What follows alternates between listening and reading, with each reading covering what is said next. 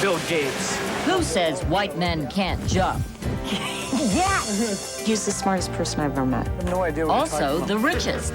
This 38-year-old self-confessed nerd may be the richest man in America. It's about $6.3 billion, right?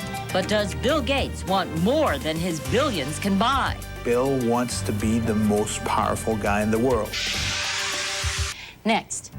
I have a single with cheese and a small Dr. Pepper. He sure doesn't look like America's richest man. Can he really be Mr. Nice Guy? You guys never understood. You never understood the first thing about this. J. Paul Getty said if you can count your money, you haven't got $1 billion. If that's true, Bill Gates stopped counting when he was 31. Now, 7 years later, $1 billion is peanuts to him. Bill Gates is one of the richest men in the world. He founded a company called Microsoft, a computer software giant, and like Henry Ford, Bill Gates is a visionary who is destined to change your life. You're about to get a rare look at an elusive and complicated man who wouldn't be caught dead on lifestyles of the rich and famous. Meet Bill Gates, 38 years old, and the greatest American businessman of his generation. I have a single with cheese and a small Dr. Pepper. Computer boy wonder turned major mogul. One part Albert Einstein, one part Thomas Edison. Brilliant inventor, capitalist dynamo. Not what you expected, huh? Still, some people do recognize him. I'll treasure it. I promise you that. Thank you very much. It's your pen. Thank you. Computer software. I have a company called Microsoft that does software. But most people don't. And I'm Bill Gates, Bill Gates. Oh, Bill. Okay, I've heard of Bill Gates. The great Bill Gates. I don't know. You fly coach? In the U.S. You can afford flying first class. You're the boss. You're Bill Gates. Hardworking, modest, easygoing, it would seem to a fault. Of course, he does have at least one secret, but we'll fix that. Is it true that you can leap over a chair from a standing position? It depends on the size of the chair, but this chair, probably so. Will you do it? Yeah, I don't know with the microphone on if it's doable. Watch the light, okay? I'll cheat a little bit. Yes! I took a step before I did it. That's okay. Seattle, Washington, Microsoft and Gates's backyard. His parents sent the privileged 11-year-old William Henry III to Lakeside, a top private school. Well, I was 13 when we were first playing around, and my first With the real school's job computer, that is. A when I got clunky old taken machine time few away other from high students school. besides Bill Gates were all that interested in. We really became experts at a very young age. And so I was surprised when this hobby of mine turned out to be something where it could really use all my skills, and particularly as I had the vision of what it would become. From high school, he tried college, but his vision of a computer on every desk in America just wouldn't go away. And you dropped out of Harvard. Well, I went on leave, but I haven't gone back, so I guess you could say I'm a dropout. The original Microsoft gang may have looked like a bunch of hippies, Well, none of these people were hippies, I'll tell you that. You look like you're 12 years old. Oh, I don't know. He was actually 25 in 1980 when he clinched the deal of a lifetime, winning a contract to design software for IBM. Brilliantly, Gates kept the right to sell the software, known as MS-DOS, anywhere he pleased. Do you think you are successful? I think by most measures, I'm successful. MS-DOS would become the central nervous system of most computers, the music and driving rhythm inside their plastic shells. And for Gates, that was just the beginning. Makes sense. The wise black cat dropped the treasure. Under the secret door. Bill Gates wants his software to be part of your life, every part of your life. Your fugitive's name is Dr. Richard Kimball. An empire builder whose conquests will include your living room. Your television set will become interactive, with you on one side and Bill Gates' software on the other. You You can see the doctor on your screen. You can find people who have similar political views.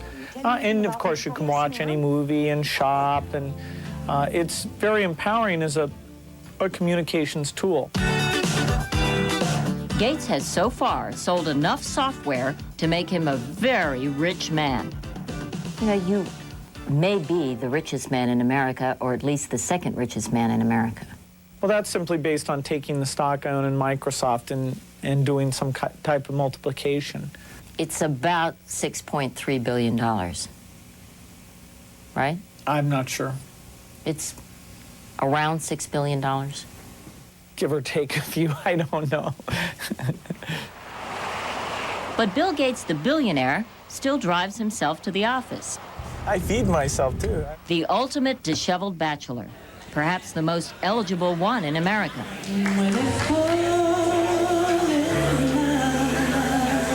Until this past year.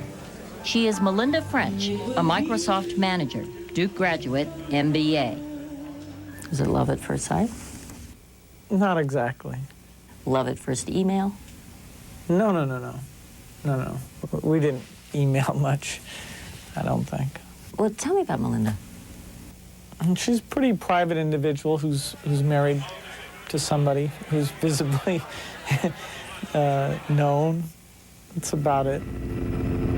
They are building a 20-something million lakeside mansion. Plenty of room for the children they plan to have. Still, married life hasn't helped Gates shed his image as a nerd. Oh, okay, so someone finally bagged the geek. All right. Lucky The girl. local comedians could be left jokeless without Bill's thick glasses, Bill's famous formalist hairdo, Bill's out front awkwardness, the everyman's billionaire. No, really, it's supposed to look like this. It's a Gates cut. Why have you gotten that tag of being a nerd? Well, if nerd means that you can enjoy understanding the innards of a computer and sit there for hours and play with it and go, wow, this is cool, then I am a nerd. There's people who have different acts. Bill has the nerd act. And, Philippe Kahn runs just Borland people have an International, act, a software as, company in forget California that in the competes with software industry, Microsoft. and Bill is the T-Rex of the software industry. They've had a personal feud for years. Kahn is one of the few competitors willing to talk about the power he claims Gates wields over smaller companies. I don't think Bill likes money. I think Bill likes power. Bill wants to be the most powerful guy in the world. Competitors weren't designed to fall in love with each other. At Microsoft's campus-like headquarters, many employees express admiration, almost reverence for Gates and the company he's built. He's the smartest person I've ever met. It was Pam Edstrom, his PR person, who provided us with extraordinary access to Bill Gates' world. His office, his working lunches, his meetings with top Microsoft brass. But watch what happens to Pam Edstrom when her boss feels our camera crew has overstayed its welcome. This is 5 minutes up. Pam, I mean, do you know 5 minutes? Yes. And in the few days we spent at Microsoft, we saw a man who, at the very least, was more than comfortable making his opinion known. That's ridiculous. I'm not using this thing. No. Somebody's confused. Somebody's just not thinking. I mean, there's no way. We'll figure it out. You guys never understood. You never understood the first thing about this. No, I've never berated the employee. I can berate an idea, but not the employee. Anybody who's going to question anything is not something Bill knows how to deal with. I mean, Bill wants to tell people what to do. He doesn't want to be questioned and have to answer questions. Good afternoon, Stack the Data Compression Company. At Stack, a small Southern California software company, the questions being asked go way past Gates's personality. I don't think that their style of doing business is the American way. Gary Clow runs Stack, which sued Microsoft this past year. Stack charged that Microsoft infringed on Stack's patent, illegally incorporating Stack's innovation into one of Microsoft's many products. Well, the jury decided that we were right, that Microsoft was using our technology in their product, and they awarded us $120 million in compensatory damages. But the same jury also found Stack guilty of illegally using some of Microsoft's trade secrets.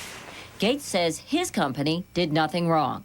You do not think that you violated their patent? Oh, we absolutely do not. So you think the jury was incorrect in making its decision? In this case, I think the right of appeal is valuable to have, and we'll see what the appeals court says. But Stack is not the only legal front on which Bill Gates is fighting these days.